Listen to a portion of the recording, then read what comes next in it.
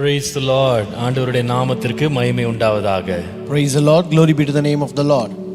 மீண்டும் ஒரு முறை இந்த நாளிலேயும் கர்த்தருடைய சமூகத்தை நாம் கூடி வரவும் அவருடைய வார்த்தையை நாம் தியானிக்கவும் கர்த்தர் நமக்கு கொடுத்த கிருபைக்காய் தேவனை நான் மனப்பூர்வமாய் ஸ்தோத்திரிக்கிறேன். I once again thank God for giving us grace to come to His presence and to meditate His word this morning. இந்த நாளிலேயும் கர்த்தர் இம்மட்டும் நம்மோடு பேசினது போலவே இன்றைக்கும் நலமானதை கர்த்தர் நமக்கு பேசுவாராக.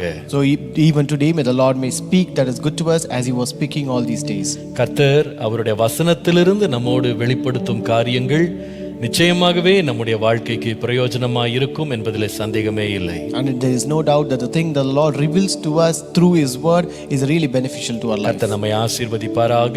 May the Lord bless us. இந்த காலையிலேயும் ஜெபத்தோடு நாம் தேவனுடைய வார்த்தைக்குள்ளே நாம் கடந்து செல்வோம். Let us enter the word of God with a prayer this morning. Hallelujah. மகனாக தெரிந்து கொண்டீ மறுபடி பிறக்க வைத்தீ மகனாக தெரிந்து கொண்டீ மறுபடி பிறக்க வைத்தீ ராஜாக்களும் நாங்களே ஐயா சாரியர்களும் நாங்களே ராஜாக்களும் நாங்களே ஐயா சாரியர்களும் நாங்களே உம்மை ஆராதிக்கின்றோ ஆர்ப்பரிக்கின்றோ அன்பு செய்கின்றோ உம்மை ஆராதிக்கின்றோ ஆர்ப்பரிக்கின்றோ அன்பு செய்கின்றோ பிதாவே ஆராதிக்கின்றோ இயேசுவே ஆர்ப்பரிக்கின்றோ ஆவியானவரே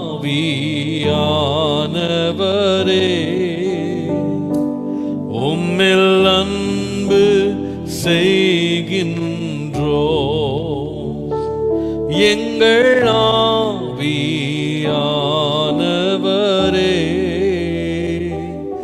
உம்மில் அன்பு செய்கின்றோ உம்மை ஆராதிக்கின்றோ ஆர்ப்பரிக்கின்றோ அன்பு செய்கின்றோ உம்மை ஆராதிக்கின்றோ ஆர்ப்பரிக்கின்றோ அன்பு செய்கின்றோ.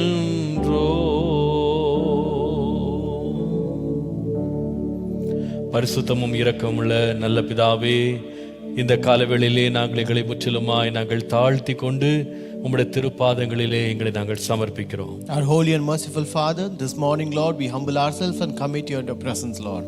ஆண்டவரே, நீர் எங்களோடு பேசுகிறவர். Lord, you are the one who speaks with us. எங்களுடைய நிலைமையை அறிந்திருக்கிறவர். Lord, you know our state, Lord. எங்களுக்கு நலமானதை நன்மையானதை எங்களுக்கு போதித்து உணர்த்துகிறவர். You are the one who teaches and Lord makes us learn the things that are good to us. ஆண்டவரே, நீர் எங்களுக்கு போதிக்கும் வார்த்தைகளை நாங்கள் கீழ்ப்படிய எங்களுக்கு கிருபை தருகிறவர். Lord, you are the one who gives us grace that we may obey the word that you speak to us. இன்னைக்கு உம்முடைய வார்த்தை எங்களை சந்திக்கட்டும். Lord, let your word meet us today. எங்களுடைய மனக்கண்களை தெளிவாக்கும். Lord, let it, Lord, open our eyes, Lord. கேட்கிறவர்களாய் மாத்திரமல்ல, அதன்படி செய்கிறவர்களுக்கு கிருபை தார். Lord, give us grace that we may also be the doers of the word, not only hearers alone, Lord. உம்முடைய நாமத்தை மகிமைப்படுத்தும். Glorify your name, Lord. இயேசுவின் நாமத்தில் பிதாவே. In Jesus' name we pray. Amen. Amen. Praise the Lord. கர்த்தர் நல்லவர், கர்த்தர் பெரியவர். Praise the Lord. God is good and God is great. இன்றைக்கும் ஆண்டவருடைய கிருபையினாலே 108வது தியானமாக நாம் நீதிமொழிகளின் புஸ்தகத்தை தியானித்து வந்திருக்கிறோம். So even today by the grace of God we are entering into 108th devotion among 180 devotions from Proverbs. ஆண்டவருடைய அளவற்ற கிருபையினாலே இந்த நாட்களிலே 180 தியானங்களை நீதிமொழிகளிலிருந்து நாம் தியானிக்க நாம் பிரயாசப்படுகிறோம். By the grace of God, we are taking an endeavor to meditate 180 devotions from Proverbs. கர்த்தர் தாமே காரியங்களை வாய்க்க பண்ணுவாராக. May the Lord prosper everything. இன்றைக்கும் நாம் வாசிக்க போகிற வேத பகுதி நீதிமொழிகளின் புஸ்தகம் 4ஆம் அதிகாரம் முதல் 2 வசனங்கள். Today's scripture portion is Proverbs chapter 4, first 2 verses. பிள்ளைகளே, நீங்கள் தகப்பன் போதகத்தை கேட்டு புத்தியை அடையும்படி கவனியுங்கள். Hear, my children, the instruction of a father, and give attention to know understanding. நான் உங்களுக்கு நற்போதகத்தை தருகிறேன், என் உபதேசத்தை விடாதிருங்கள். For I give you good doctrine, do not forsake my law. 2ஆம் வசனத்தை நான் முக்கியப்படுத்த விரும்புகிறேன். I want to emphasize the verse 2. நான் உங்களுக்கு நற்போதகம் அல்லது நல்ல போதகத்தை தருகிறேன். For I give you good doctrine. நல்ல போதகத்தை தருகிறேன். I give you good doctrine. ஒரு தகப்பனுடைய சுபாவம் இங்கே வெளிப்படுகிறது. Here we can see the characteristic of a father that is revealed. ஒரு தகப்பன் யார் தெரியுமா? Who is a father? கொடுக்கிற சுபாவம் உள்ளவன். The one who has a characteristic of giving. தகப்பன் ஆகிறவர்களுக்கு மேல ஒரு பெரிய உத்தரவாதம் இருக்கு. தங்களுடைய பிள்ளைகளுக்கு வேண்டியவைகளை கொடுக்கிற உத்தரவாதம் ஒவ்வொரு தகப்பன் மேலும் இருக்கிறது. There is a greater responsibility that is vested in every father. It is a responsibility of giving to the children. நான் நினைக்கிறேன் இது தேவனுடைய சுபாவமும் கூட. I think this is also a characteristic of God. ஏனென்றால் தேவனும் எப்படி அழைக்கப்படுகிறார்னா ஒரு தகப்பன் என்றே அழைக்கப்படுகிறார். It's because our God is also called as father. அவர் எப்படிப்பட்ட தகப்பனாக இருக்கிறார்? What kind of father is he? வேதம் சொல்லுகிறது அவர் கொடுக்கிறவராக இருக்கிறார். The Bible says he is a giver. கர்த்தருடைய நாமத்திற்கு மகிமை உண்டாவதா. Glory be to the name of the Lord. அவர் எப்படி கொடுக்கிறார்? How does he give? நீங்கள் மத்தேயு 5ஆம் அதிகாரம் 45ஆம் வசனத்தை வாசிப்பீர்களானால், If you read Matthew chapter 5 verse 45, அவர் தீயோர் மேலும் நல்லோர் மேலும் தமது சூரியனை உதிக்க பண்ணி நீதி உள்ளவர்கள் மேலும் அநீதி உள்ளவர்கள் மேலும் மழையை பெய்ய பண்ணுகிறார் என்று சொல்லி வாசிக்கிறோம். For he causes his sun to rise on the evil and the good, and sends rain on the righteous and the unrighteous.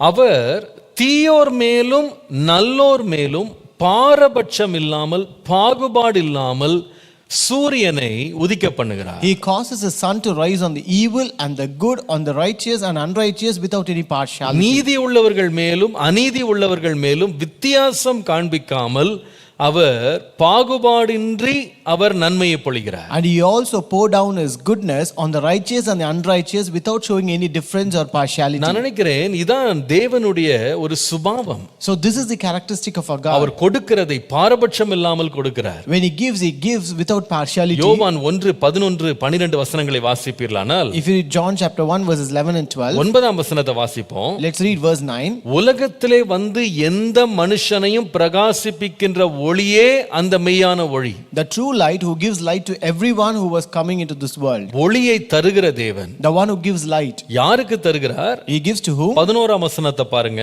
Look at verse 11. அவர் தமக்கு சொந்தமானதிலே வந்தார், அவருக்கு சொந்தமானவர்களோ அவரை ஏற்றுக்கொள்ளவில்லை. He came unto his own, and his own received him not. ஆனால் அவருடைய நாமத்தின் மேல் 12ஆம் வசனத்துல அவருடைய நாமத்தின் மேல் விசுவாசம் உள்ளவர்களாய் அவரை ஏற்றுக்கொண்டவர்கள் எத்தனை பேர்களோ அத்தனை பேர்களும் தேவனுடைய பிள்ளைகளாகும்படி அவர்களுக்கு அதிகாரம் கொடுத்தார். Verse 12 says, but as many as received him, to them gave he power to become the sons of God, even to them that believe on his name. அதுல முக்கியப்படுத்துற வார்த்தை வந்து அத்தனை பேரும். The word I want to emphasize is to everyone. ஒரு தகப்பன் அத்தனை பிள்ளைகளுக்கும் எப்படி அவன் தாராளமாய் பாகுபாடு இல்லாமல் கொடுக்கிறானோ, அதே போல நம்முடைய தேவனும் அத்தனை பேருக்கும், தம்மை விசுவாசிக்கிற அத்தனை பேர்களுக்கும் அவருடைய பிள்ளைகளாகும்படி அதிகாரத்தை கொடுக்கிறார். Like how a father gives generously to every of his child without any partiality, similarly our God also gives to everyone without partiality. நீங்கள் அப்போஸ்தலர் நடபடிகள் 17ஆம் அதிகாரம் 24-25 வாசிப்பீர்களானால், If you read Acts chapter 17 verses 24 and 25, உலகத்தையும் அதிலுள்ள யாவற்றையும் உண்டாக்கின தேவனானவர் வானத்திற்கும் பூமிக்கும் ஆண்டவராய் இருக்கிறபடியால் கைகளினால் கட்டப்பட்ட கோவில்களில் அவர் வாசம் பண்ணுகிறதில்லை. எல்லாருக்கும் ஜீவனையும் சுவாசத்தையும் சகலத்தையும் கொடுக்கிற அவர் தமக்கு யாதொன்று தேவையானது போல மனுஷர் கைகளினால் பணிவிடை கொள்ளுகிறதும் இல்லை. God, who made the world and everything in it, since he is the Lord of heaven and earth, does not dwell in temples made with hands, nor is he worshipped with men's hands as though he needed anything, since he gives to all life, breath and all things. என்ன அழகா இருக்கு பாருங்க. How beautiful it is. எல்லாருக்கும் என்ன கொடுக்கிறார்னா ஜீவனை கொடுக்கிறார், சுவாசத்தை கொடுக்கிறார், சகலத்தையும் கொடுக்கிறார். He gives to all life, breath and all things. இது ஒரு தகப்பனுடைய இருதயம். This is the heart of a father. சகலத்தையும் கொடுக்கணும். You have to give everything. என் பிள்ளைக்கு வேண்டியதெல்லாம் நான் தரணும். I have to give everything that is required N by my பிள்ளைக்கு child. எந்த குறைவு இருக்க கூடாது. My child should not want anything. அப்படி தாராளமாய் கொடுக்கிறவன் தான் ஒரு தகப்பன். So such a kind of generous giver is a father. நான் நினைக்கிறேன் இந்த சுபாவம் இங்க வெளிப்படுறத பார்க்கலாம். We can see this character is being revealed here. அவர் சொல்லுகிறார் பாருங்க, நான் உங்களுக்கு நற்போதகத்தை தருகிறேன். Here he says, I give you good doctrine. அவர் கொடுக்கிறது என்ன போதகம்னா நல்ல போதகம். So the doctrine that he gives is good doctrine. இதை குறித்து ஆண்டவனை தியானிக்க பண்ணினா The Lord made me to meditate on this. தகப்பனாகிய நம்முடைய தேவன் கூட நமக்கு தருகிறவராய் இருக்கிறார். Our God, who is a father to us, also gives us. அவர் கொடுக்கிறதுல எப்படிப்பட்ட தன்மை உள்ளவர், எப்படிப்பட்டவைகளை நமக்கு தருகிறார். So how is he in giving and what kind of things does he give? எப்படிப்பட்ட, what is the characteristic of God's giving? தேவனுடைய கொடுக்கும் தன்மை எப்படிப்பட்டது? What is the characteristic of God's giving? அவர் கொடுக்கும் பொழுது அந்த கொடுக்கிற காரியங்கள்ல உள்ள குணநலன்கள் என்ன? So what are the characters that are present in what he is giving? நான் யோசித்து பார்த்த பொழுது கர்த்தர் வேதத்திலிருந்து தேவன் கொடுக்கிறவைகளை எப்படி கொடுப்பார் அப்படின்னு நான் கவனித்தேன். So as he was meditating, I could find out how the Lord gives what that he gives. 4 காரியங்களையாவது நம்ம தியானிக்க முயற்சி செய்வோம். Let us try to learn at least 4 things. முதலாவது எபேசியருக்கு எழுதின நிருபம் 1ஆம் அதிகாரம் 3ஆம் வசனம் பாருங்க. First Ephesians chapter 1 and verse 3. நம்முடைய கர்த்தராகிய இயேசு கிறிஸ்துவின் பிதாவாகிய தேவனுக்கு ஸ்தோத்திரம்.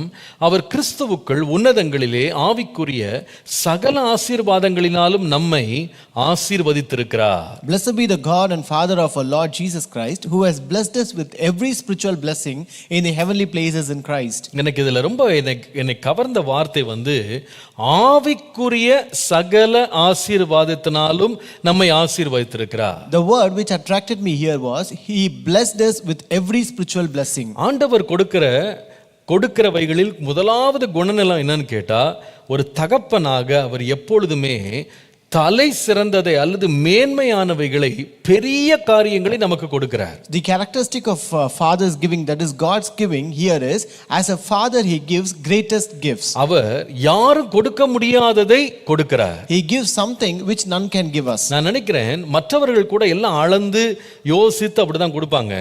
When you think about others, they may measure and they may think and ponder and then give later. ஆனால் தேவனாகிய தகப்பன் கொடுக்கும்போது அல்லது ஒரு தகப்பன் கொடுக்கும்போது யாரும் கொடுக்க முடியாத பெரிய காரியங்களை அவன் கொடுக்கிறான். But when God or a father, when he gives something great which no one can give. அவர் என்ன கொடுக்கிறார்? What does he give? வேதம் சொல்லுகிறது ஆவிக்குரிய சகல ஆசீர்வாதங்களையும் நமக்கு கொடுக்கிறார். The Bible says he gives every spiritual blessing in Christ. நிறைய வேளையில பாருங்க, நம்ம தகப்பன்மார் நம்ம கொடுக்கிற பெரிய நன்மைகள், ஆசீர்வாதங்கள் நமக்கு இலவசமாய் வருவதனால நிறைய வேளையில அதோட விலை நமக்கு தெரியாம போயிடுது. Sometimes the greatest gifts or the blessing which our fathers gives, which since it comes free of cost, we may not know its value. பாருங்க, சில வேளையில பாருங்க, நம்ம வீட்டுக்கு வர்ற மாமா அல்லது சித்தப்பா அல்லது யாராவது சொந்தக்காரங்க என்னைக்காவது வாங்கிட்டு வந்த முறுக்க பத்தி நம்ம ரொம்ப பெருசா பேசுவோம். Sometimes we will speak more about the snacks which our uncles or relatives who bring us. ஆனால் இந்த முறுக்கு இல்ல, டெய்லி 3 வேளை சாப்பாடு, ஸ்நாக்ஸ் எல்லாத்தையும் நமக்கு இலவசமாய் பல வருடங்களாக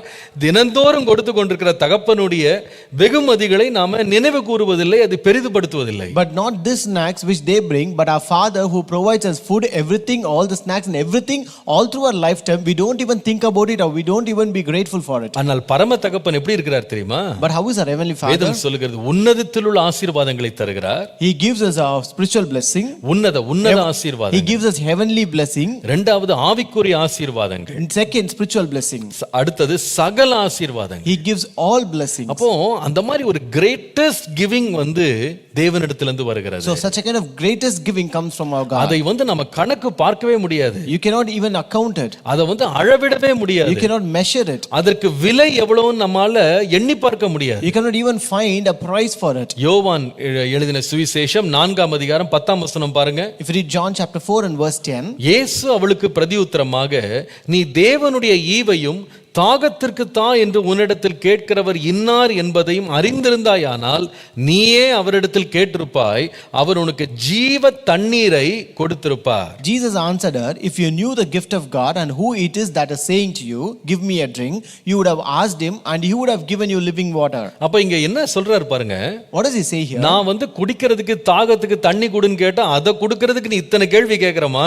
When I ask you, give me some water to drink for my thirst, you are asking me so many questions. ஆனால் நீ மட்டும் என்கிட்ட கேட்டிருந்தா, நீ கேட்கிறது யாருன்னு உனக்கு அறிந்திருந்தா, என்கிட்ட கேட்டிருந்தா, நான் சாதாரண தாகம் எடுக்கிற தண்ணி இல்ல, தாகமே எடுக்காத ஜீவ தண்ணீரை உனக்கு நான் கொடுத்திருப்பேன். But if you know who is asking you to give water and if you know what I give you, then I would have given you living water which you will not thirst anymore. கர்த்தருடைய நாமத்திற்கு மகிமை உண்டாவதாக. Glory be to the name of the Lord. அப்போஸ்தலர் நடபடிகள் 2ஆம் அதிகாரம் 38ஆம் வசனத்தை வாசிப்பீர்களானால், If you read Acts chapter 2 and verse 38, இங்கே ஒருவன் மனம் திரும்பும் போது நடக்கிறது என்ன? so what happens when a person repents? வேதம் சொல்லுகிறது, The Bible says, கர்த்தர் என்ன செய்வார்னா பரிசுத்த ஆவியின் வரத்தை நீங்கள் பெற்றுக்கொள்ளும்படி செய்வார். the Bible says here, you will receive the gift of the Holy Spirit. இது எப்படிப்பட்டதுன்னா இங்கிலீஷ்ல ரொம்ப நல்லா இருக்கு, gift of the Holy Spirit. அதாவது பரிசுத்த ஆவி அப்படின்ற வெகுமதி, அதை கர்த்தர் உங்களுக்கு தருவார். Here in English it says you will receive the gift of the Holy Spirit. கர்த்தருடைய நாமத்திற்கு மகிமை உண்டாவதாக. Glory be to the name of the Lord. நம்முடைய தேவன் கொடுக்கிற ஆசீர்வாதங்கள்லாம் எண்ணி முடியாத, அளவிட முடியாத மேன்மையான பெரிய ஆசீர்வாதங்கள். So the gifts that our Father gives are the greatest gifts which cannot be numbered or which cannot be measured. நீங்கள் எபேசியர் 2ஆம் அதிகாரம் 8ஆம் வசனம் பாருங்க. If you read Ephesians 2:8, வேதம் சொல்லுகிறது, கிருபையினாலே விசுவாசத்தை கொண்டு ரட்சிக்கப்பட்டீர்கள், இது உங்களால் உண்டானதல்ல, இது தேவனுடைய ஈவு. for by grace you have been saved through faith and this is not your own doing, it is a gift of God. ஒரு தகப்பனாக தேவன் நமக்கு கொடுக்கிற எதையுமே நம்ம கணக்குல கொண்டு வரவே முடியாது. When a God gives anything in the position of a father, we cannot bring it into account. அவருடைய எல்லா ஈவுகளுமே பெரிய ஈவுகள். All his gifts are greatest gifts. அளவிட முடியாதவைகள். They cannot be measured. இங்க பாருங்க, அதனால தான் அவர் சொல்றாரு, நீங்க கிருபையினால் ரட்சிக்கப்பட்டீங்க, இது உங்களுடைய கிரியை இல்ல, தேவன் கொடுத்த ஈவு, உங்களுக்கு கொடுத்த gift. That's why he says here, you have been saved by grace of God through faith and this is not your own doing but it is a gift of God. இந்த ரட்சிப்பு மாத்திரம் கிடையாது. Not only the salvation. அவருடைய ஜீவ தண்ணீர் மாத்திரம் இல்ல. Not only his living water. அவர் கொடுக்கிற சந்தோஷம் மாத்திரம் இல்ல. Not only the joy that he gives. நீங்கள் ரோமர் 6ஆம் அதிகாரம் 23ஆம் வசனத்தை வாசிப்பீர்களானால், If you read Romans chapter 6 verse 23, பாவத்தின் சம்பளம் மரணம், தேவனுடைய கிருபை வரமோ நம்முடைய கர்த்தராகிய இயேசு கிறிஸ்துவினால் உண்டான நித்திய ஜீவன். for the wages of sin is death but the free gift of God is eternal life in Christ Jesus our Lord. தமிழ்ல கிருபை வரமோ அப்படின்னு இருக்கு. So in Tamil it is totally different. ஆனால் ஆங்கிலத்தில் படிப்பீங்களானா அது எப்படி போட்டிருக்குன்னா ஃப்ரீ கிஃப்ட், இலவசமான தானம் அப்படின்னு இருக்கு. But in English it says as free gift of God. அவர் கொடுத்தது இலவசமா இருந்தாலும் அது சாதாரணது கிடையாது. Though what he has given is free, it is not an ordinary thing. அந்த இலவசமான தானம் என்ன தெரியுமா? You know what is that free gift? ஒரு மனுஷன் எவ்வளவு பிரயாசப்பட்டாலும் அடைய முடியாத நித்திய ஜீவன். It is the eternal life. No matter how much a person toil, he cannot attain. அதனால தான் பாருங்க, இயேசு அருகிலே சிலுவையிலே அறையப்பட்ட அந்த கள்ளன் ஒருவன் இயேசுவை திரும்பி பார்த்து சொன்னா, நீர் உம்முடைய ராஜ்யத்தில் வரும்போது என்னை நினைவு கூர்ந்து கொள்ளும். That's why when Jesus was crucified, the thief beside him turned to him and said, you just remember me when you come to your kingdom. அப்போ அவனுக்கு ஒன்னு புரிஞ்சது. So he understood one thing. இத்தனை வருஷம் நான் எவ்வளவோ திருடுனேன். I robbed so many things for so many எவ்வளவோ years. பணத்தை சம்பாரிச்சேன். I also earned so much of money. இந்த உலக வாழ்வில நான் மகிழ்ச்சியோடு சந்தோஷத்தோடு வாழ்றதுக்கு எவ்வளவோ பிரயாசப்பட்டேன். I also toiled and labored so much that I can live a happy life in this world. ஆனால் அதனால எனக்கு இந்த உலக வாழ்வை தான் நான் அனுபவிக்க முடிஞ்சதே தவிர அதற்கு மிஞ்சி அதை எதையுமே நான் கொண்டு போக முடியல. But by using that I can only enjoy this worldly blessing, worldly things, but I cannot take anything beyond that. இந்த சம்பாதித்த பணத்தை இந்த உலகத்தை விட்டு கொண்டு போக முடியாது. I cannot take this money which I earned here out of this world. நான் ரொம்ப பேராசைப்பட்டு திருடி சம்பாரிச்சதுக்காக தண்டனை வேற, மரண தண்டனை வேற எனக்கு விதிக்கப்பட்டிருக்கு. So I have been sentenced a death punishment for robbing and stealing things here. இப்போ அவன் ஒண்ணு கண்டுபிடிக்கிறான். Now we identified one thing. எனக்கு நித்திய வாழ்வு வேண்டுமானால், if I need eternal life, அதை என்னுடைய பணத்தினால் நான் வாங்க முடியாது. I cannot buy it by money. என் பிரயாசத்தினால் வாங்க முடியாது. I can't get it by my labor. அது இயேசு மாத்திரம் எனக்கு தானமாக தர வேண்டும். Only Jesus can give it as a gift to me. ஆம் பிரியமானவர்களே. Yes beloved. ஒரு தகப்பன் தன் பிள்ளைக்கு எதை கொடுக்கிறான் என்றால் ஒரு பிள்ளையால வாங்க முடியாதது, எட்ட முடியாதது, சம்பாதிக்க முடியாதத ஒரு தகப்பன் என்ன செய்கிறானா கொடுக்கிறான். So a father gives something to the child which he cannot attain, which he cannot fetch, or which he cannot buy. பாருங்க, ஒரு குழந்தை தன்னுடைய சொந்த கால்ல நிக்கிற வரைக்கும் தன்னுடைய தகப்பனையே சார்ந்து இருக்கிறது. A child, until it stands on his own feet, it is always dependent on his father. அதற்கு என்ன வேண்டுமானாலும் தகப்பனை தான் கேக்குது. So no matter whatever it requires, it always asks his father. பாருங்க, இந்த தகப்பன் என்ன பண்றாரு தெரியுமா? இந்த பிள்ளையினால வாங்க முடியாத, ஆசைப்பட்டா கூட பெற்றுக்கொள்ள முடியாத எல்லாவற்றையும் அவர் என்ன பண்றாருன்னா கொடுக்கிறார். But this father gives everything the child desires, whichever which he desires, which he cannot get of his own. நான் சொல்றேன், நம்முடைய தேவனும் நமக்காக பெரிய காரியங்களை கொடுக்க அவர் வல்லவராய் இருக்கிறார். Even our God is also powerful to give greatest gift for God. நான் சொல்லுவேன், இன்றைக்கும் நீங்க விசுவாசிங்க. Today you believe it. ஆண்டவரே, நான் அறியாததும் எனக்கு எட்டாததுமான பெரிய காரியங்களை நீர் செய்ய நீர் வல்லவர். Lord, you are able to do things which I cannot know or which I cannot comprehend. என் பலத்தினால முடியாதது, என் பராக்கிரமத்தினால முடியாததை உம்முடைய ஆவியினாலே நீர் நடத்த வல்லவர். Lord, you are able to do by your spirit which is impossible by my might and by my power. நான் சொல்லுவேன், மனுஷனால் கூடாததை உம்மால கூட பண்ணுகிறவர். And you are the one who makes things possible which is impossible by man. கர்த்தருடைய நாமத்திற்கு மகிமை உண்டாவதா. Glory be to the name of the Lord. நீங்க இன்னைக்கு விசுவாசிங்க, நான் ஆராதிக்கிற என் தேவன், என் தகப்பன் எனக்காக பெரிய தானங்களை தருகிறவர். Today you believe it. My father whom I worship gives me greatest gifts. இரண்டாவது, பரம தகப்பனுடைய ஒரு நல்ல சுபாவம் இருக்கு. There's a second characteristic of a heavenly father. ரோமர் எழுதின நிருபம் 8ஆம் அதிகாரம் 32ஆம் வசனத்தை பாருங்க. Look at Romans chapter 8 and verse 32. தம்முடைய சொந்த குமாரன் என்றும் பாராமல் நம் எல்லாருக்காகவும் அவரை ஒப்பு கொடுத்தவர் அவரோடே கூட மற்ற எல்லாவற்றையும் நமக்கு அருளாதிருப்பது எப்படி? He who did not spare his own son but gave him up for us all, how will he not also with him graciously give us all things?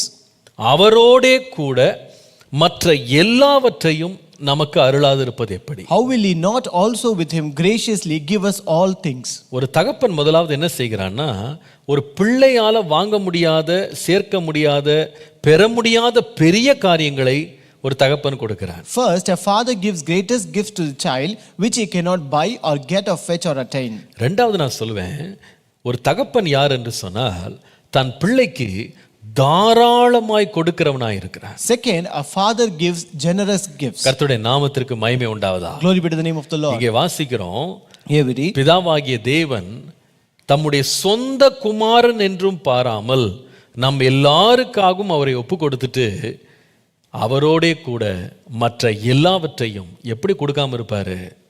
our father, he did not spare his son, but he gave him up for us all, and he will also give other things along with that. கர்த்தருடைய நாமத்திற்கு மகிமை உண்டாவதா. Glory be to the name of the Lord. நம்முடைய தேவனை போல தாராளமாய் கொடுக்கிறவர்கள் யாருமே கிடையாது. There is no one who is generous like our father. கர்த்தருடைய நாமத்திற்கு மகிமை உண்டாவதா. Glory be to the name of the Lord. மனுஷன் சில வேளையில கொடுப்பான். Sometimes human beings will give. ஆனா கொடுத்து யார் அவன்கிட்ட பெற்றுக்கொண்டானோ அவனை தன்னுடைய கட்டுப்பாட்டுக்குள்ள கொண்டு வந்துருவான். But after giving, they will bring the people under their control. பாருங்க, அதனால தான் வேதம் சொல்லுகிறது, கடன் வாங்கினவன் கடன் பெற்றுக்கொண்டவனுக்கு அடிமையாக இருக்கிறான். That's why the Bible says the one who borrows money is a slave to the one who to the one who lends. ஆனா நம்முடைய தேவன் யார் தெரியுமா? But who is our God? அப்படி நம்மை கட்டுப்பாட்டுக்குள்ள கொண்டு வரதுக்காக கொடுக்கிறவர் இல்ல. Our God doesn't give us so that he can control us. Manipulate பண்றதுக்கு இல்ல. அவர் என்ன எப்படி கொடுக்கிறாருன்னா நமக்கு தாராளமாய் கொடுக்கிறார். He does not manipulate us, but rather he gives us generously. நான் சொல்லுவேன், மனிதன் கொடுக்கிறதுக்கும் தேவன் கொடுக்கிறதுக்கும் வித்தியாசம் என்ன தெரியுமா? You know what is the difference between giving of man and giving of God? மனிதன் கொடுக்கும்போது அவனுக்கு பின்னணியில ஏதோ ஒரு உள் நோக்கத்தை வைத்துக்கொண்டு அவன் கொடுப்பான். When human give, they give with backhanded motives. அதுல ஏதோ ஒரு லாபம், ஏதோ ஒரு நன்மை அவனுக்கு கிடைக்கும் அப்படின்னு தெரிஞ்சா உடனே அவன் கொடுப்பான். If he finds that he will get some profit or gain out of it, he will give them. பின்னால நாம இவங்களை இதை கேட்டு இதுக்கு பதிலாக வாங்கிக் கொள்ளலாம். So later I can get something in return for that. நம்ம ஊர்ல சொல்லுவாங்க பாருங்க, சின்ன மீனை போட்டு பெரிய மீனை பிடிக்கிற மாதிரி. So like how they put a small fish and catch a big fish. மனுஷன் எப்பவுமே கொடுக்கும்போது ஒரு பின்னணியில அவன் ஏதோ ஒரு நோக்கத்தை வச்சுட்டு அவன் கொடுக்கறான். When humans give, they give with a backhanded motives. ஆனால் நம்முடைய தேவனோ தாராளமாய் கொடுக்கிறார். But our God gives generously. பாருங்க, நம்முடைய உலகத்துல நீங்க மனிதன்ட்ட போய் கேட்க போனீங்கன்னா அவன் எப்பொழுதுமே நம்ம கேட்டதை அப்படியே கொடுக்காம நம்ம கேட்கறத அளந்து ஒரு கருமையாக கொஞ்சம் தனக்குன்னு அதிகமாக எடுத்து வச்சுட்டு தான் அவன் கொடுப்பான். So generally in this world, when you go and ask some humans, they will not give generously or immediately, but rather they give with stingy reluctance. நான் சொல்லுவேன், ஆனா நம்முடைய தேவன் யார் தெரியுமா? கருமையாக இல்ல, தாராளமாய் கொடுக்கிறவர். But our God is not like a stingy, but he gives us generously. இன்னும் சொல்ல போனா நம்ம வேண்டிக் கொள்றதுக்கும் நம்ம நினைக்கிறதுக்கும் அதிகமாகவே செய்கிறவர். So to say more, he gives us more than what we ask or what we ask for him. நம்ம கொடுக்கும்போது அமுக்கி குலுக்கி சரிந்து விழும்படி மடியில போடுறவர். So he is the one, when we ask, he gives in such a way that he shakes, he presses down, and that it may overflow. இடம் கொள்ளாமற் போகும் மட்டும் ஆசீர்வதிக்கிறவர். The Lord who blesses us that we may not find room for it. நான் சொல்லுவேன், நம்முடைய தேவன் கொடுக்கிறார் அப்படின்னு சொல்லும்போது அவர் எப்படிப்பட்டதை கொடுக்கிறாருன்னா, அவர் ஊற்றும் போது பாத்திரம் நிரம்பி வழியத்தக்கதாக கொடுக்கிறார். So when I say our God gives us generously, he gives us to the extent that it overflows out of our vessel. இது பிசாசுனுடைய சுபாவத்திற்கு நேர் எதிரடையான ஒரு சுபாவம். So this is totally contrary to the characteristic of the devil. யோவான் எழுதின சுவிசேஷம் 10ஆம் அதிகாரம் 10ஆம் வசனம் பாருங்க. If you read John chapter 10 and verse 10, வேதம் சொல்லுகிறது, திருடன் திருடவும் கொல்லவும் அழிக்கவும் வருகிறானே அன்றி வேறு ஒன்றுக்கும் வரான், நானோ அவைகளுக்கு ஜீவன் உண்டாயிருக்கவும் அது பரிபூரணப்படவும் வந்தேன். It says, the thief cometh not but for to steal and to kill and to destroy, but I come that they might have life and that they may have it more abundantly.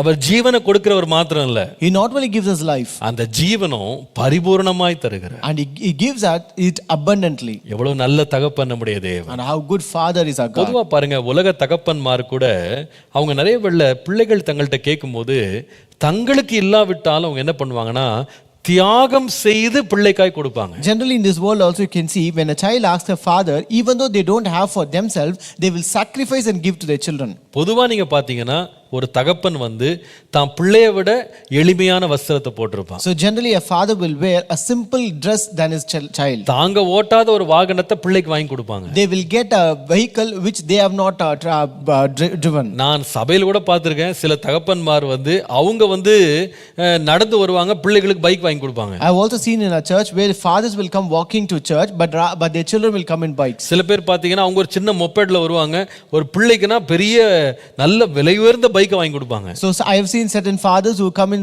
ordinary moped, whereas their children will come in very expensive bikes. ஒரு தகப்பன் ஒரு எளிமையான சாதாரண mobile வச்சிருப்பார், பிள்ளைக்கு பாத்தீங்கன்னா அவ்வளவு விலை உயர்ந்த ஒரு ஸ்மார்ட் போன் வாங்கி கொடுப்பாரு. A father will be having very small, a simple mobile phone, ordinary mobile phone, whereas a child will be having expensive smartphone. ஒரு தகப்பனை பாத்தீங்கன்னா பழைய Dress போட்டுட்டு இருப்பார், பிள்ளைக்கு பாத்தீங்கன்னா பிராண்டடா புதுசா வாங்கி கொடுப்பாரு. A father will be wearing very old dress, whereas the child will be wearing a branded new dress. நான் சொல்லுவேன், உலக தகப்பனே இவ்வளவு ஒரு பிள்ளைக்கு தாராளமாய் கொடுப்பானால் நம்முடைய பரம தகப்பன் எவ்வளவு தருவார்? I tell you, when even a worldly father can give so much, then how much our heavenly Father would give us. இன்னைக்கு ஒருவேளை ஏதாவது ஒரு குறைவுல இந்த செய்தியை கேட்டுக்கொண்டிருக்கீங்களா? So today, are you listening to this sermon in some kind of lack or want? நான் தைரியமா உங்களை பார்த்து சொல்லுவேன், I tell you boldly, என்னுடைய தேவன் தம்முடைய மகிமையின் ஐஸ்வரியத்தின்படி உங்கள் குறைவுகளை எல்லாம் மகிமையில நிறைவாக்குவார். my God will meet all your needs in his riches. Hallelujah. Hallelujah. According to his riches in glory. அப்படி நிறைவாக்குகிற தேவன். So our God is a God who makes everything perfect. யோவான் சொல்லும் பொழுது, when John says, பிரியமானவனே, உன் ஆத்துமா வாழ்கிறது போல நீ எல்லாவற்றிலும் வாழ்ந்து சுகமாயிருக்கும்படி நான் உனக்காய் வேண்டுகிறேன். He says, beloved, I wish above all things that you may prosper and be health, even as the soul prospers. நம்முடைய தேவன், நம்முடைய தகப்பன் எப்படி கொடுக்கிறார் என்றால், முதலாவது நான் சொன்னேன், அவர் கொடுக்கிறது எல்லாமே அவர் பெரியவைகளை கொடுக்கிறார். So how does our Father gives?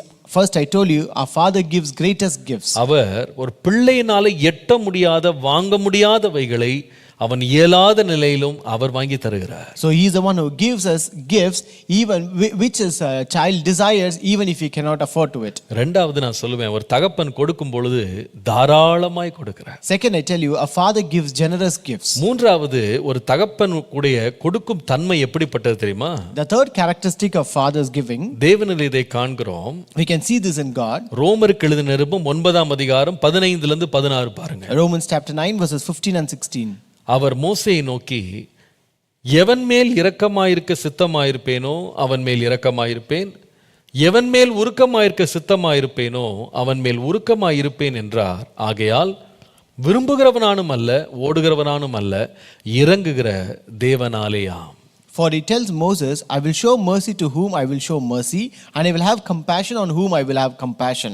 So then it is not of him that willeth, nor of him that runneth, but of God that sheweth mercy. மூன்றாவது ஒரு தன்மை தகப்பன் கொடுக்கிறது எப்படி இருக்கும்னா, இரக்கங்களால் நிறைந்த ஒரு ஈகை அவருக்கு இருக்கும். The third characteristic of father's giving is, a father gives gracious gifts. ஒரு தகப்பன் தன் பிள்ளைக்கு இறங்காம இருப்பானான்னு வாசிக்கிறோம்ல. We say, will a father will not have mercy on his child? ஒரு இரக்கத்தினால ஒரு பிள்ளை கொடுக்கிறார். So he gives out of grace. சில வேளையில பிள்ளையின் மேல சில கோபம் கூட வரும். Sometimes they may have some anger about the children. ஆனா ஒரு நல்ல தகப்பன் என்ன பண்றாருன்னா, கொஞ்ச நேரத்துல அந்த கோபத்தை விட்டு நெகிழ்ந்துட்டு அந்த பிள்ளையின் மேல இறங்குகிறார். But a father, after some time, he will come out of that anger and he will show grace and mercy to him. அதாவது ஒரு பிள்ளைக்குன்னு சொல்லி சுதந்திரமா கொடுக்கிறதுன்னு ஒன்னு இருக்கு.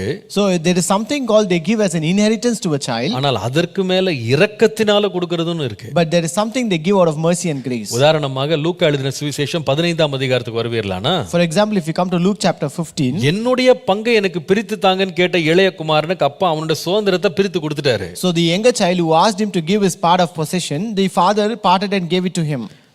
கொடுத்ததை இந்த பிள்ளை முழுவதும் அழித்து நாசமாக்கி கொண்டு வெறுங்கையாய் ஒரு வேலைக்காரனை விட குறைவான நிலையில திரும்பி வருகிறான். And this younger son squandered and wasted all that was given on his part, and he returned back as a beggar and more than a beggar.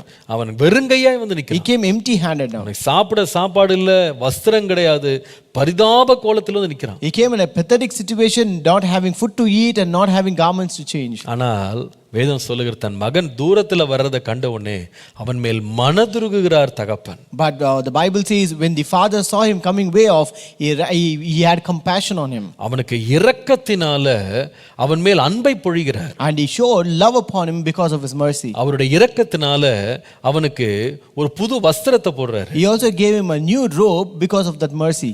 அவர் இரக்கத்தினால அவன் கைக்கு ஒரு மோதிரம் போடுறாரு, காலுக்கு பாதரட்சை போடுறாரு. And he also gave him a ring and shoes on his feet out of mercy. ஏதோ அவன் கேட்டதுக்காக ஏதோ ஒரு கடமைக்குன்னு ஒரு சாப்பாடு போடல. It's not just because he asked just for namesake, he did not provide him any food. அவர் எப்படி கொடுத்தாருன்னு சொன்னா, கொழுத்த கன்றை அவனுக்காக அடித்து அவனை சந்தோஷப்படுத்தினார். But rather he gave him fatted calf and killed it, and he also made him merry. கர்த்தருடைய நாமத்திற்கு மகிமை உண்டாவதாக. Glory be to the name of the Lord. ஒரு தகப்பன் கொடுக்கும்போது எப்படி கொடுப்பார்னா, இரக்கத்தினால் கொடுப்பார். When a father gives, he gives gracious gifts. இதைதான் நாம் புலம்பல் 3ஆம் அதிகாரம் 22ஆம் வசனத்திலே வாசிக்கும்போது, This is what we read in Lamentations 3:22. நாம் நிர்மூலமாகாதிருப்பது கர்த்தருடைய கிருபையே, அவருடைய இரக்கங்களுக்கு முடிவில்லை என்று வாசி. It is of the Lord's mercy that we are not consumed, because his compassions fail not. இந்த இரக்கத்தை தாவீது தன்னுடைய வாழ்க்கையிலே தேவனிடத்தில் அனுபவித்திருந்தான். And this David has also experienced this compassion in his life. நீங்கள் 2 சாமுவேல் 7ஆம் அதிகாரம் 18ஆம் வசனத்திலிருந்து பார்ப்பீர்களானால், If you read 2 Samuel chapter 7 and from 18 onwards, தாவீது ராஜா கர்த்தரை பார்த்து சொல்லுகிறான் பாருங்க. look at what David says to the Lord. கர்த்தராகிய ஆண்டவரே, தேவரீர் என்னை இதுவரைக்கும் கொண்டு வந்ததற்கு நான் எம்மாத்திரம், என் வீடு எம்மாத்திரம். Then King David said unto the Lord, Who am I, O Lord God, and what is my house that you brought me this far? அவன் சொல்லுகிறான், கர்த்தராகிய ஆண்டவரே, இது உம்முடைய பார்வைக்கு கொஞ்ச காரியமா இருக்கிறது என்று கர்த்தராகிய ஆண்டவராக இருக்கிற தேவன் நீர் உம்முடைய அடியானுடைய வீட்டை குறித்து வெகு தூரமா இருக்கும் காலத்து செய்தியை மனுஷர் முறைமையாக சொன்னீரே. And he says, And this was yet a small thing in thy sight, O Lord God, but thou hast spoken also of thy servant's house for a great while to come. பாருங்க, தேவன் மகா பெரிய கிருபைகளை கர்த்தர் கொடுத்தார். The Lord has given him great many graces, mercy. அந்த கிருபை பெற்றதனால தான் தாவீதால் பிழைத்திருக்க முடிந்தது. And just because he received that grace from the Lord, he was able to survive. அந்த கிருபையினால் தான் அவன் வீடு நிலைத்திருந்தது. And because of that grace, his house was also established. அவருடைய குடும்பம் சிங்காசனத்திலே தொடர்ந்து இருந்தது. And that is why his family also continued on the throne. இதெல்லாம் கொடுத்துட்டு கர்த்தர் அதை எப்படி பார்க்கறாருன்னா, அவருடைய பார்வையில அது லேசான காரியம். After giving all these things, it is just a small thing in the sight of God. நான் சொல்லுவேன், கர்த்தர் நம்ம மேல கொடுக்கும்போது இரக்கத்தினால் கொடுக்கிறார்.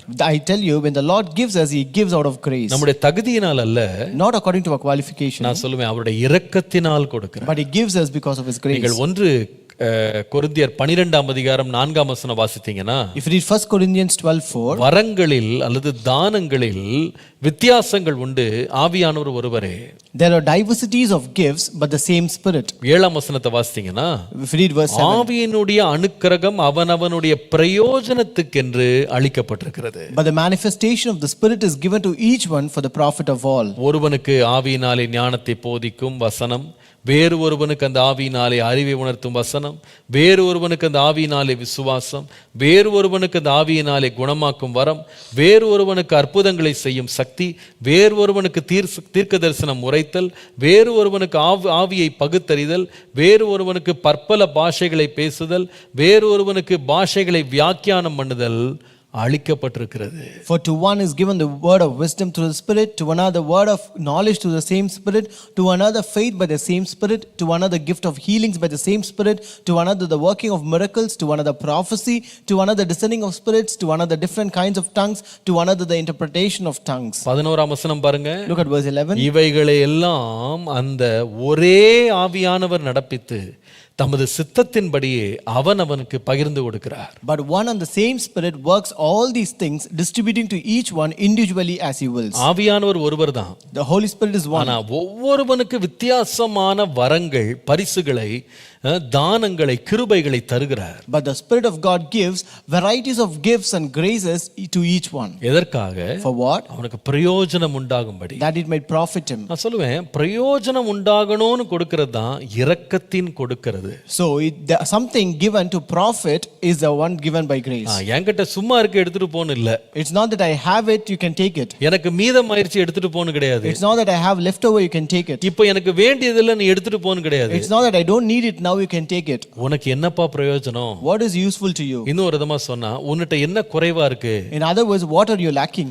உனக்கு எதை கொடுத்தா நீ இன்னும் சிறந்தவனா மாறிடுவ? So how can you become best, and with what you can become best? நான் எதை கொடுத்தேன்னா அது உனக்கு ஒரு பெரிய ஆசீர்வாதமா மாறும். So if I give you will make you more blessing. நான் சொல்லுவேன், அப்படி ஆண்டவர் யோசித்து சிந்தித்து நம்மகிட்ட என்ன தேவையோ, என்ன குறைவா இருக்கோ, எது நமக்கு நன்மையை கொண்டு வருமோ அதை இரக்கத்தினால் தருகிறார். So in that way the Lord will think and he finds out, analyzes which is required, which we need, which we lack, and then he gives us graciously. நம்முடைய தேவனை போல நம்மை அறிந்தவங்க யாருமே கிடையாது. There is no one like a God who knows us very well. அவர் ஒரு நல்ல தகப்பனை போல நம்முடைய உண்மையான நிலைமையை பூரணமாய் அறிந்து வைத்திருக்கிறார். As a good father, he knows us all our things very well. நாம வேண்டிக் கொள்ளும் முன்பதாகவே நமக்கு இன்னது வேண்டியதா இருக்கிறதுன்னு அவர் அறிந்திருக்கிறார். And he knows what we need even before we ask for it. அப்போ அவர் என்ன பண்றாருன்னா, ரொம்ப இரக்கம் உள்ளவரா என்ன பண்றாருன்னா, நமக்கு என்ன தேவை இருக்கோ, என்ன குறைவு இருக்கோ, எது வெறுமையா இருக்கோ அதை வரமாக கொடுத்து நிரப்புகிறார். So being gracious, he knows what we need, what is empty within us, what we lack, and he gives us abundantly. அதை நிரப்பி விடுகிறார். He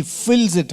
அது ரொம்ப இரக்கமாய் செய்கிறார். And he does it graciously. கர்த்தருடைய நாமத்திற்கு மகிமை உண்டாவதா. Glory be to the name of the Lord. அதனால தான் நம்ம மனுஷனை பார்க்காம தேவனுடைய இரக்கங்களை தேடும் பொழுது நாம் நிரப்பப்படுகிறோம். That's why if you don't look at human beings but rather look at the Lord, we will be filled by the Lord. கர்த்தருடைய முகத்தை நோக்கி பாருங்க. Just look at the face of the Lord. அவருடைய கரத்தில் மிகுந்த இரக்கம் இருக்கிறது. And in his hands we have abundant grace. அவர் என்ன செய்கிறார்னா, நம்முடைய பிரயோஜனத்துக்கானவைகள் எல்லாவற்றையும் குறைவில்லாமல் தடையில்லாமல் தாராளமாய் கொடுக்கிறார். And he gives us everything very generously and graciously that is required and that we lack. அவருடைய கிருபை என்ன செய்ய விடாதுன்னா, நம்மை குறைவில் இருக்கவே விடாது.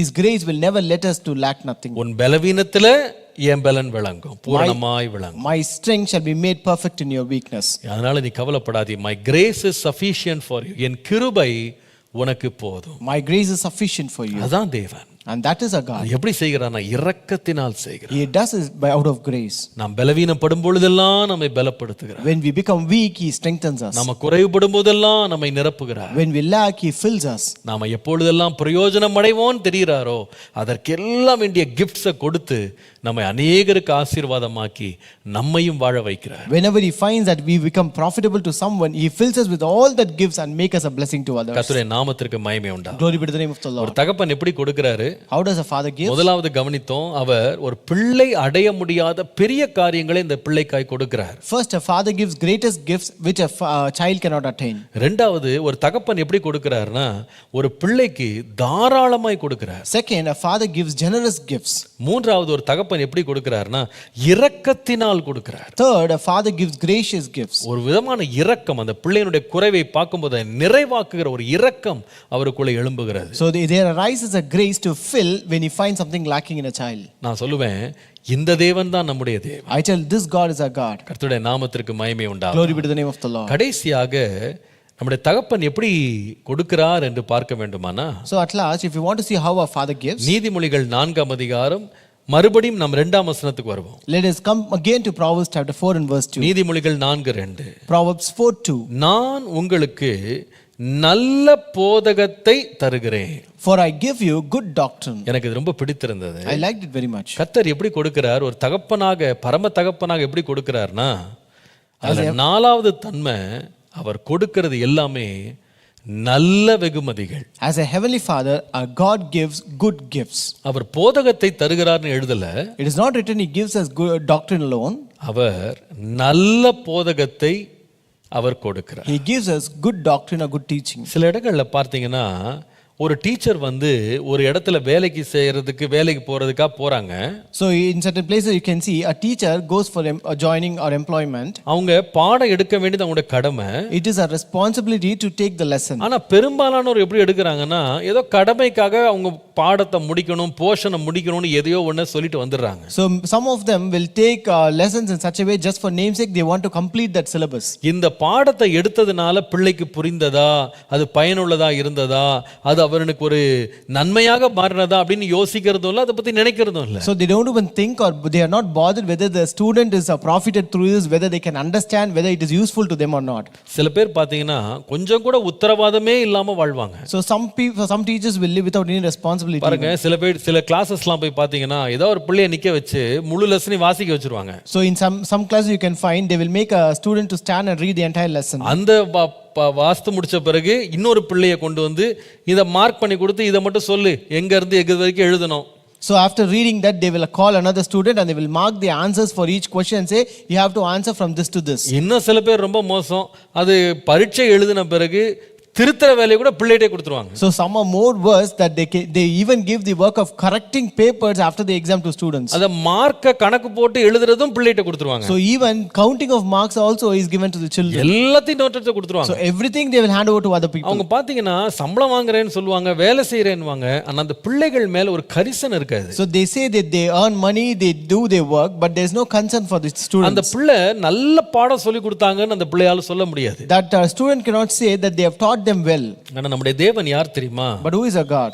அவர் நல்ல ஈவுகளை தர்றார். Our God gives good gifts. அவர் நல்ல போதகத்தை தர்றார். He gives us good teaching. இன்னும் சொல்ல போனா ரொம்ப சிறந்ததை தர்றார். To say more, he gives the best gifts. நான் நினைக்கிறேன் ஒரு தகப்பனுடைய ஒரு விசேஷித்த தன்மை இதுன்னு நான் நினைக்கிறேன். I think this is a special characteristic of a father. ஏன்னா கொடுக்கிறதுன்னு வரும்போது தப்பா நினைக்காதீங்க, ஒரு தாய் கொடுக்கிறதுக்கு ஒரு தகப்பன் கொடுக்கிறதுக்கு ரொம்ப வித்தியாசம் இருக்கு. So when it comes to giving, don't mistake me, there's a difference between how father gives and a mother gives. இது இயல்பாகவே மனிதனுக்குள்ள உள்ள ஒரு குணம் நான் நினைக்கிறேன். I think this is a natural tendency or natural characteristic found in men. நீங்க எல்லாம் இதை அனுபவிச்சிருப்பீங்க, நானும் அனுபவிச்சிருக்கேன்.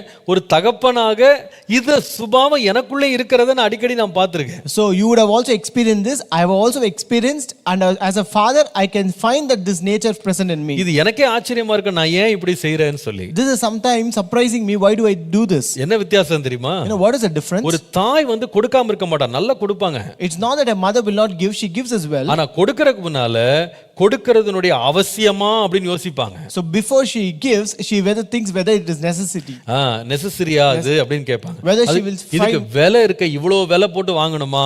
So she will look at the price. Do we have to pay so much for it? இது பயனுள்ளதா இருக்குமா? Whether it is useful. இது உழைக்குமா? Whether it is durable. பெரிய பட்டியலே வச்சிருப்பாங்க, இதெல்லாம் யோசிச்சுட்டு தான் வாங்குவாங்க, யோசிச்சுட்டு தான் கொடுப்பாங்க. So they will have a checklist and they will just check with that and only then they will give something. சில வேளையில பிள்ளை கேட்கறத உடனே கொடுக்க மாட்டாங்க. Sometimes they will not give immediately what the child asks. பிள்ளை ஒன்னு கேட்பான், இவங்க வந்து வேற ஒன்னு கொடுப்பாங்க, அதை விட கொஞ்சம் தரம் கம்மியா, இது போதும் வச்சுக்கோ, இது இப்ப போதும், அப்புறமா பார்க்கலாம்னு சொல்லிடுவாங்க. So the child would be asking one thing, whereas the mother will give the other one which is less quality than that. I will get the one later, she will say. நான் வந்து மோசமா கொடுக்கறாங்க நான் சொல்லல பாருங்க. I don't say they will give bad or worse things. அவங்க என்னன்னா எதை கொடுக்கறதுக்கு முன்னாடியும் ரொம்ப யோசிப்பாங்க, ரொம்ப நிதானிப்பாங்க, தேவையான்னு பார்ப்பாங்க, செலவான்னு பார்ப்பாங்க, இதை உடைச்சிருவாங்களான்னு பார்ப்பாங்க, இது பழசா போயிருமான்னு இப்படிதான் அவங்க யோசிச்சு செய்வாங்க. செய்வாங்க. But whatever they give, before they give, they will have so much of thoughts whether they will use it, they will break it, or whether it's durable, whether it's usable, and many other things they will take into consideration. நீங்க பொதுவா துணி கடைக்கு போங்களேன்.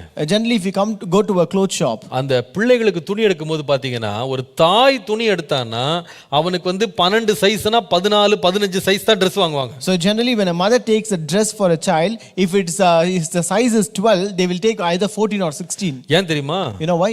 இது ஒரு வருஷத்துல குட்டியா போயிடும், இதுக்கு டைட்டா போயிடும், இது இன்னொரு ஒரு வருஷம் 2 வருஷம் உழைக்கிறோம், இவ்வளோ விலை போட்டு வாங்குறோம், கொஞ்சம் பெருசா வாங்குவோன்னு வாங்குவாங்க. Because that will shrink in other 1 year or 6 months, therefore they want to take it bigger so that it will be useful for other 1 or 2 years. ஒரு பிள்ளை வந்து எனக்கு இதை வாங்கி கொடுங்கன்னு கேட்டா நான் வீட்டிலே செஞ்சு கொடுக்குறேன் சாப்பிடுவாங்க. So if a child asks, get me this one, they will say, I will cook it at home and give you. ஏன் இந்த விளக்கெல்லாம் கொடுக்குறாங்க தெரியுமா? Why do they give that explanation? தீமை செய்யணும்னு கிடையாது. It's not that do அங்க இருக்கிறத விட இது நல்லா இருக்கும், this will be better than that. அங்க இருக்கிறத விட இது கொஞ்சம் சீப்பா இருக்கும், It would be cheaper than that. நம்மளே செஞ்சிரலாம், We can do it. நம்மளே வாங்கிட்டா சுகமா இருக்கும், அது கொஞ்சம் ஆரோக்கியமா இருக்கும், So if we do or cook it, it would be more healthy than that. அது சுத்தமா இருக்கும், That would be more clean. இப்படி எல்லாம் யோசித்து தான் அவங்க எதையுமே செய்வாங்க. So that is how they think and do everything. அதனால தான் பொதுவா பாருங்க பெண்கள் கையில காசு கொடுத்தா அது வந்து கொஞ்சம் ரொம்ப ரொம்ப கவனமா தான் செலவழிப்பாங்க, தடாபுடான்னு செலவழிச்சிட மாட்டாங்க. So that's why if you give money to a woman, they will spend it more carefully, they will not spend lavishly. ஆனா அதே ஒரு தகப்பன்ட்ட போய் பாருங்க, But when you go to a father,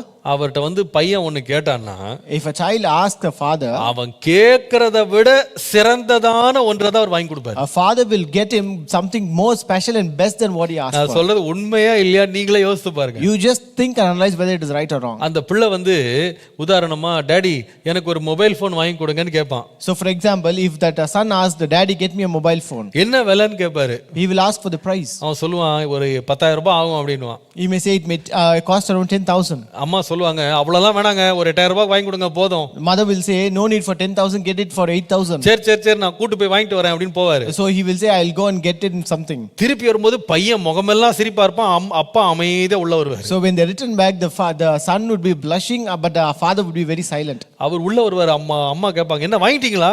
So mother will ask, did you get it? வாங்கிட்டேன். Yeah, we have bought it. எவ்வளோ அப்படின்னு கேட்பாங்க. How much is it? பதிலே சொல்ல மாட்டாரு. He will not give a reply. சொல்லுங்க எவ்வளவு செலவு பண்ணீங்க? Tell me how much did he spend? பையன்கிட்ட கேட்பாங்க எவ்வளோடா வாங்கினேன்? She will ask the son, how much did he get for? 15,000மா. He will say 15,000.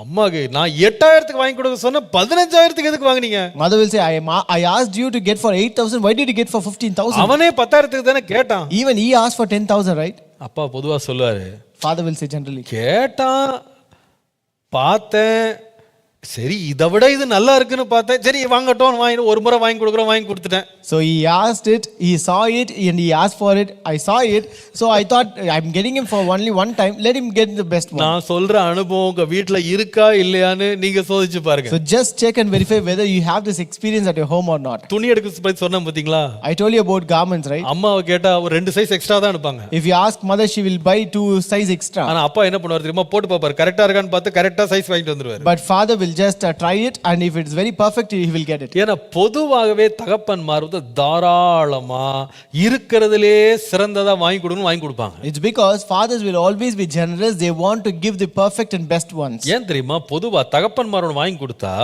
அதை பார்க்கறவங்களை பார்க்கறவங்க வாங்கி கொடுத்த தன்னை பற்றி நல்லா நினைக்கணும்னு நினைப்பாரு. It's because fathers have a tendency that when people who look at what they have bought, they should appreciate the one who have bought it.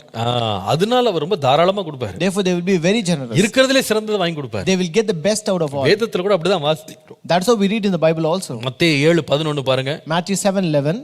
பொல்லாதவர்களாகிய நீங்கள் உங்கள் பிள்ளைகளுக்கு என்ன ஈவு? நல்ல ஈவுகளை கொடுக்க அறிந்திருக்கும் போது பரலோகத்தில் இருக்கிற உங்கள் பிதா தம்மிடத்தில் வேண்டிக் கொள்ளுகிறவர்களுக்கு நன்மையானவைகளை கொடுப்பது அதிக நிச்சயம் அல்லவா? If you then who are evil know how to give good gifts to your children, how much more will your Father who is in heaven give good things to those who ask him? இன்னைக்கு காலையில நீங்க விசுவாசிங்க, நாம் ஆராதிக்கிற பரம தகப்பன் இருக்கார் பாருங்க, அவர் நமக்கு கொடுக்கிற எல்லாமே குட் கிஃப்ட்ஸ், நல்ல ஈவுகளை தான் தருவார். This morning you believe our heavenly Father whom we worship, he always gives us good gifts. நான் சொல்லுவேன், இந்த காலையில தேவனுடைய கொடுக்கும் தன்மையில 4வது முக்கியமான தன்மை அவர் எப்பொழுதுமே ஒரு தகப்பனாக நல்ல காரியங்களை தான் நமக்கு கொடுப்பார். I tell you, among the characteristic of God's giving, as a father, he gives good gifts. ஆதியாகமம் 2:18 பாருங்க. Genesis 2:18. ஆதாமுக்கு கர்த்தர் கொடுக்கும்போது என்ன கொடுத்தார்னா, ஏற்ற துணையை அவனுக்கு உண்டாக்குவேன் என்று சொன்னார். So when God gave Adam, he said, I will make him an helpmeet for him. யாக்கோபு 1:17 பாருங்க. James 1:17. நன்மையான எந்த ஈவும் பூரணமான எந்த வரமும் பரத்திலிருந்து உண்டாகி ஜோதிகளின் பிதாவினிடத்திலிருந்து இறங்கி வருகிறது, அவரிடத்தில் யாதொரு மாறுதலும் யாதொரு வேற்றுமையும் நிலமும் இல்லை. Every good gift and every perfect gift is from above, coming down from the Father of lights, with whom there is no variation or shadow due to change. அவர் எப்பொழுதுமே கொடுக்கிறது நல்லது, பூரணமானது. Whatever he gives is good and perfect. சங்கீதம் 84:11 பாருங்க. Psalm 84:11. தேவனாகிய கர்த்தர் சூரியனும் கேடகமுமானவர். For the Lord God is a sun and shield. கர்த்தர் கிருபையையும் மகிமையையும் அருளுவார். The Lord gives grace and glory. உத்தமமாய் நடக்கிறவர்களுக்கு நன்மையை வழங்காதிரார். No good thing does he withhold from those who walk uprightly. 85ஆம் சங்கீதம் 12ஆம் வசனம் பாருங்க. Psalm 85:12. கர்த்தர் நன்மையானதை தருவார். Indeed, the Lord will give what is good. எதை தருவார்? What will he give? நன்மையானதை தருவார். He will give what is good. உபாகமம் பாருங்க. உபாகமம் 1:25 பாருங்க. Look at Deuteronomy 1:25. வேதம் சொல்லுகிறது, அந்த தேசத்து கனிகள், அதாவது கானான் தேசத்து கனிகளில் சிலவற்றை தங்கள் கைகளில் எடுத்துக்கொண்டு நம்மிடத்தில் வந்து நம்முடைய தேவனாகிய கர்த்தர் நமக்கு கொடுக்கும் தேசம் நல்ல தேசம் என்று நம்மிடத்தில் சொன்னார்கள். Then they took some of the fruit of the land, that is the land of Canaan, in their hands and brought it down to us, and they brought us back a report said, it is good land which our Lord God is about to give us. சங்கீதம் 34:10 பாருங்க. Look at Psalm 34:10. சிங்கக்குட்டிகள் தாழ்ச்சி அடைந்து பட்டினியாயிருக்கும், கர்த்தரை தேடுகிறவர்களுக்கோ ஒரு நன்மையும் குறைவுபடாது. The young lions do lack and suffer hunger, but they who seek the Lord shall not be in want of any good thing. இன்னைக்கு அதை விசுவாசிங்க. Today you believe it. நம்முடைய பரம தகப்பன் நம்ம கொடுக்கும்போது நமக்கு குறைவானதையோ தீமையானதையோ அவர் பழுதானதையோ கொடுக்கவே மாட்டாரு, நன்மையானதையே கொடுப்பார். So when our heavenly Father gives us, he will not give something evil or something which is flawful or something which is not useful. He will always give good gifts. இஸ்ரவேல் ஜனங்களுக்கு தேசத்தை கொடுக்கும்போது கூட நன்மையான தேசத்தை கொடுத்தார். When the Lord gave this land to the Israelites, he also gave a good land to them. தம்மை தேடுகிற பிள்ளைகளுக்கு ஒரு நன்மையும் குறைவில்லாமல் கொடுப்பார். And he also gives everything good to the one who seeks him. நன்மையும் பூரணமான வரத்தை அவர் தம்முடைய பிள்ளைகளுக்கு தருவார். And he gives good and perfect gift to his children. தம்மில் அன்பு கூறுகிறவர்களாய் தம்மால் அழைக்கப்பட்டவர்களுக்கு சகலமும் நன்மைக்கேதுவாகவே செய்கிறார் என்று வாசிக்கிறோம். And we also see that he always works for the good of those who call him and who does according to his word. Who are called according to his purpose. Who are love him and who are called according to his purpose. கர்த்தர் வந்து நன்மையை மாத்திரம் தருவார். The Lord gives good alone to us. ஏற்ற துணையை தருவார். He gives us a suitable partner. நம்ம குறைவுகள் எல்லாம் நிறைவாக்குவார். He will fulfill all our needs. இதை நான் நினைக்கும் பொழுது ரொம்ப மகிழ்ந்தேன். So when I thought, I was really happy அந்த about வசனம் என்னை ரொம்ப மகிழ்ச்சி ஆக்கினது. And this word really made me to rejoice. ஏதோ உபதேசத்தை தர்றேன் அப்படின்னு சொல்லல. It's not that I just give you some teaching. தகப்பன் சொல்றாரு, The Father நான் says, உனக்கு நல்ல போதகத்தை தருகிறேன். He says, I give you a good doctrine. 4 விதமாக தேவன் கொடுக்கிறதற்கு தன்மை இருக்கும். So there are 4 characteristics of God's giving. முதலாவது என்ன தருவார்? What does he give first? இருக்கிறதிலே பெரியவைகளை நமக்கு தருவார். He gives us greatest gifts. நம்மால் நினைத்து பார்க்க முடியாத, யூகிக்க முடியாத பெரிய காரியங்களை செய்வார். He will do greatest gifts which we cannot comprehend or which we cannot think about. இரண்டாவது, அவர் கொடுக்கிறது எப்பொழுதுமே தாராளமாய் கொடுப்பார். And second, he gives generous gifts. மூன்றாவது, அவர் கொடுக்கிறதுல வந்து அவர் இரக்கம் உள்ளவராய் கொடுப்பார். And third, he gives us gracious gifts. நான்காவது, அவர் நன்மையானதை அவர் தருவார். And fourth, he gives us good gifts. விசுவாசிக்கிறீங்களா? Do you believe it? இன்னைக்கு ஆண்டவர்ட்ட கேளுங்க. Today ask God. வேதம் சொல்லுகிறது, கேளுங்கள் உங்கள் சந்தோஷம் நிறைவாகும்படி நீங்க பெற்றுக்கொள்வீங்க. The Bible says, ask and that you may get it, that your joy may be in abundance. கர்த்தரை தன்னுடைய தெய்வமாய் கொண்ட பிள்ளை, கர்த்தரை தன்னுடைய தகப்பனாய் ஏற்றுக்கொண்டவர்களுக்கு குறையில்லாமல் கர்த்தர் நடத்துவார். A child or people who have accepted God as their father, the Lord will lead them that they may lack nothing. நிச்சயமாய் நீங்க சொல்லுவீங்க, You can say for sure, கர்த்தர் எனக்கு நல்ல போதகத்தை தர்றாரு. the Lord has given me good teaching. என்னை பசும் புல் மேய்ச்சல்ல நடத்துறாரு. The Lord leads me in green pastures. அமர்ந்த தண்ணீர் கொண்டு போறாரு. And he will take me beside still waters. எனக்கு ஒரு தாழ்ச்சி தாழ்ச்சியும் எனக்கு ஒரு குறைவும் இல்லவே இல்லை. And there's nothing that I lack or want. ஜெபம் பண்ணுவோமா? Shall we pray? அன்பின் தகப்பனே உம்மை ஸ்தோத்திரிக்கிறோம். Our loving Father, we praise you. நீர் எவ்வளவு நல்லவரப்பா. Lord, how good are you, ஒரு Lord? தகப்பனை போல நீர் கொடுக்கிறீர். Lord, like a father you give us, Lord. நீர் கொடுக்கிறதுல எப்பொழுதுமே கொடுக்கும் பொழுது ஆண்டவரே நாங்கள் நினைத்து பார்க்க முடியாத எங்களுக்கு எட்டாத பெரிய காரியங்களை எங்களுக்காய் நீர் கொடுக்கிறீர். Lord, when you give, Lord, you give as a father greatest gifts which we cannot even think about, Lord. நீர் ஒரு கருமையாக கஞ்சனாக அல்ல, குறைவோடு அல்ல, குறைவில்லாத ஆண்டவரே நிறைவான வழிந்தோடுகிற நன்மைகளை எங்களுக்கு நீர் தருகிறீர், தாராளமாய் தருகிறீர். Lord, when you give us generous gifts that is overflowing, not like in a stingy way, Lord. ஆண்டவரே நீர் கொடுக்கிற ஒவ்வொன்றும் உம்முடைய கிருபைகளால் நிறைந்திருக்கிறதற்காய் நன்றி செலுத்துகிறேன். Lord, thank you that whatever you give, Lord, they are filled with your grace, Lord. உம்முடைய இரக்கங்கள் பெரியது. Lord, great are your mercies, உம்முடைய Lord. தயவுகள் பெரியது. Great is your favor, Lord. உம்மை போல எங்கள் மேல் இறங்க முடியாத ஆண்டவரே யாராலும் இறங்க முடியாது. Lord, there is no one who can show mercy like you, Lord, upon நீர் us. எதை கொடுத்தாலும் நன்மையானதே நீர் கொடுக்கிறீர். Lord, whatever you give us good ones, Lord. பூரணமானதை கொடுக்கிறீர். Lord, you give us perfect things. ஆண்டவரே உமக்கு நன்றி செலுத்துகிறோம். Lord, we thank you, Lord. உம்மை தொடர்ந்து விசுவாசிக்க கிருபை தார். Give us grace to continue to உம்மை have faith அண்டிக் in கொள்ள கிருபை தார். you. Give us grace to come to you, ஒரு Lord. தகப்பனாக இவ்விதமாகவே நாங்களும் எங்கள் பிள்ளைகளுக்கு கொடுக்க கிருபை தார். Give us grace as Father. Let us also give to our children the same manner, உம்முடைய Lord. நாமத்தை எங்கள் வாழ்க்கையிலே மகிமைப்படும். Glorify your name in our life. இயேசுவின் நாமத்தில் பிதாவே. In Jesus' name we pray. Amen. Amen. 180